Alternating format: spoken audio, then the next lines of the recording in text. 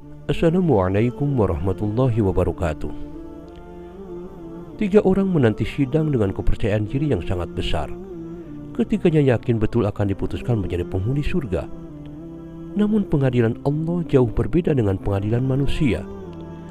Allah Maha tahu segala hal meski ukurannya sebesar jarah. Allah pun memiliki sifat Maha Adil yang memutuskan setiap perkara tanpa zalim.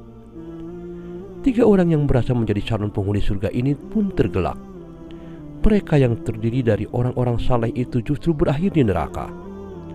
Rupanya mereka hanyalah saleh di pandangan manusia, namun tak mentauhidkan Allah dalam niat amal mereka. Orang pertama dipanggil menghadap Allah. Ia merupakan seorang pria yang mati syahid. Si pria mengakui banyaknya nikmat yang diberikan Allah padanya. Allah pun bertanya, "Apa yang telah engkau perbuat dengan berbagai nikmat itu?" Mujahid itu menjawab, "Saya telah berperang karenamu sehingga saya mati syahid." Allah pun menyangkalnya, "Kau telah berdusta.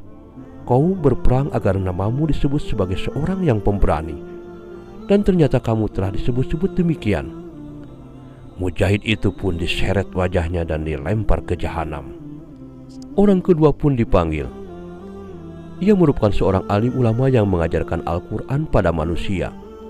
Seperti orang pertama, Allah bertanya hal yang sama, "Apa yang telah engkau perbuat dengan berbagai nikmat itu?" Sang ulama menjawab, "Saya telah membaca, mempelajari dan mengajarkan Al-Quran karena engkau." Namun Allah berfirman, "Kamu berdusta.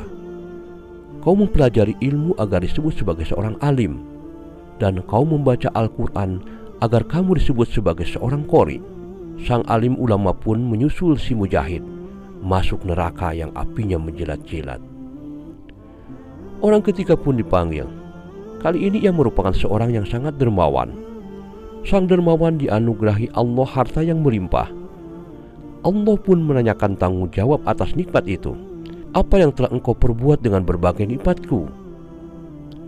Sang dermawan menjawab, "Saya tidak pernah meninggalkan sedekah dan infak di jalan yang engkau cintai, melainkan pasti aku melakukannya semata-mata karena engkau."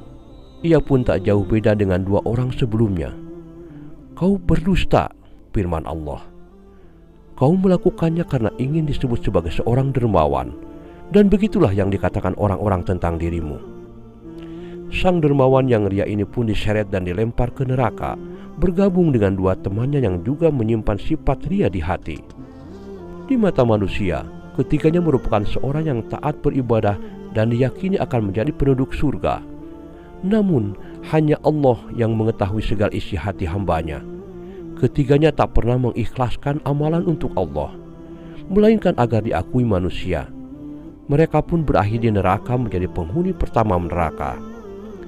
Kisah pengadilan akhirat tersebut terdapat dalam hadis Rasulullah dari Abu Hurairah. Hadis tersebut diriwayatkan oleh Imam Muslim, An-Nasai, Imam Ahmad, dan Baihaqi. Kisah yang sama dalam teks hadis yang berbeda juga diriwayatkan oleh Imam At-Tirmidzi, Ibnu Hibban, dan Al-Hakim. Di akhir hadis, Abu Hurairah bahkan membaca firman Allah yang menjadi hikmah pelajaran atas kisah tersebut. "Barang siapa yang menghendaki kehidupan dunia dan perhiasannya, niscaya kami berikan kepada mereka balasan pekerjaan mereka di dunia dengan sempurna, dan mereka di dunia itu tidak akan dirugikan. Itulah orang-orang yang tidak memperoleh di akhirat kecuali neraka, dan lenyaplah di akhirat itu apa yang telah mereka usahakan di dunia, dan sia-sialah apa yang telah mereka kerjakan." Al-Quran Surat Hud ayat 15-16.